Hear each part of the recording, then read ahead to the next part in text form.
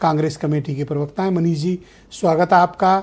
आप इस बजट को लेकर, आपकी पार्टी और आप में इतनी मायूसी क्यों देख नहीं रहे? अग्रवाल साहब, समीर जी उत्साह, उमंग और ऊर्जा से भरे हुए हैं, पर आप में इतनी मायूसी क्यों सर?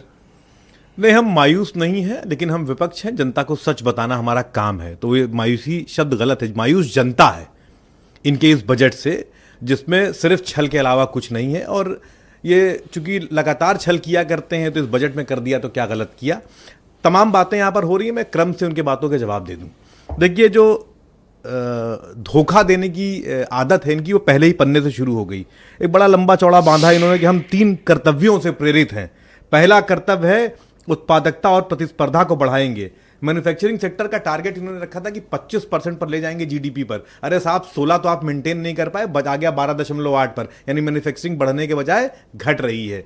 दूसरा कर्तव्य, लोगों की आकांक्षाओं को पूरा करेंगे। 1/3 आदमी इस देश में, यानी जनसंख्या का 1/3 आदमी 100 रुपये प्रतिदिन पर निर्भर कर रहा है।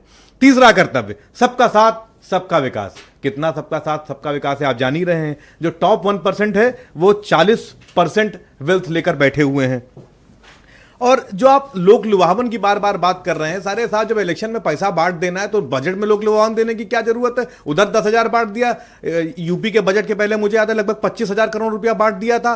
तो जब पैसा बांट देना है, 80 करोड़ लोगों को राशन दे ही रहे हैं, लाइन में खड़ा ही कर रखा है, तो लोग बजट को लोक लुभावन करने की क्या जरूरत है? नाराजगी और मायूसी का कारण क्या है? मैं शब्द सही कर दूं, मायूस जनता है, नाराजगी विपक्ष में है कि इस देश को मूर्ख बनाया जा रहा है। इस देश के भोली भाली जनता को मूर्ख बनाया जा रहा है, उन्हें छला जा रहा है। रुक जाइए, अभी बात पूरी नहीं हुई है। अब आगे पर बढ़ते हैं। मैं नहीं डिस्टर्ब करूंगा, आप बोलो। आप आज कुछ उतावले हो आप। नहीं, बिल्कुल नहीं। मैं तो बस जो इनके, मैं ये आराम से, हम लोग कोई जल्दी का बजट भाषण है, मैं वही लेकर आया हूं। ये जो कैपेक्स की बात कर रही है साहब कि वो सरकार कैपेक्स बढ़ा रही है, मजबूरी है। प्राइवेट इन्वेस्टमेंट नहीं हो रहा। आप जानते हैं कैपेक्स क्यों बढ़ाते हैं? जब ज्यादा कैपेक्स बढ़ाते हैं तो ये होता है इंफ्रास्ट्रक्चर क्रिएट होगा। इंफ्रास्ट्रक्चर क्रिएट होगा तो प्राइवेट इन्वेस्टमेंट आएगा, प्राइवेट इन्वेस्टमेंट आएगा तो रोजगार होंगे। ना प्राइवेट इन्वेस्टमेंट आ रहा है, ना रोजगार क्रिएट हो रहा है। साहब, मजबूरी है आपकी। और आपको बताऊं, 2024 के फाइनेंशियल ईयर में जो कैपेक्स के लिए पैसा एलोकेट किया था आपने, केवल आधा आपने एसेट क्रिएशन में लगाया, आधा गया रेंट में, वो लोन रिपेमेंट में और लायबिलिटीज को पे करने के लिए।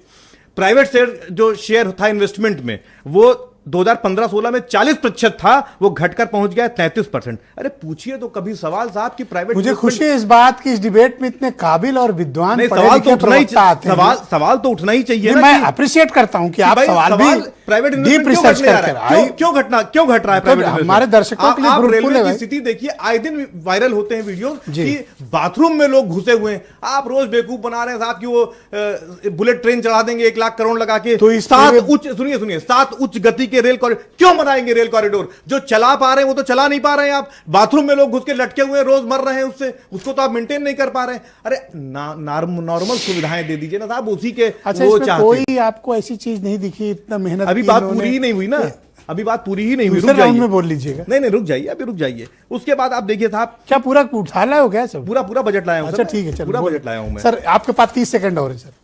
उसके बाद आप देखिए कई सारे ऐसे इश्यूज हैं जिन्होंने टच ही नहीं किए।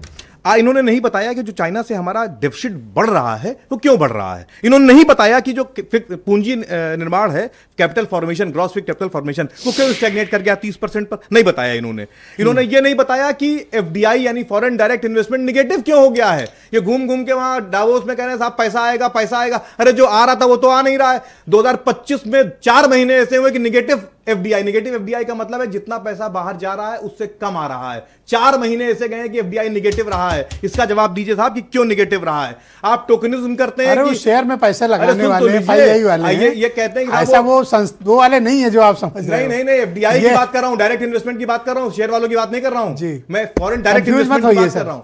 अरे फॉरेन डायरेक्ट इन्वेस्टमेंट की बात कर रहा हूं, इंस्टीट्यूशनल इन्वेस्टमेंट की बात नहीं कर रहा हूं मैं। और मुझे देख के आपको दावोस क्यों याद आया? दूसरी और सुनिए, अभी तो आएगा पैसा वहां से। इतना तो मन में उत्साह रखिए। एमएसएमई को इतना क्यों मायूस होना है? मायूस, फिर मैं कह रहा हूं मायूस जनता है। आप सबको घुमा रहे हैं सर, मायूस जनता है। मैं क्यों घुमाऊंगा सर? अरे आप घुमा रहे हैं सर, मायूस जनता है, विपक्ष नहीं है। विपक्ष तो सिर्फ सवाल उठा रहा है और जिसके जवाब दे नहीं रहे हैं। बहुत धन्यवाद। मैं सिद्धार्थ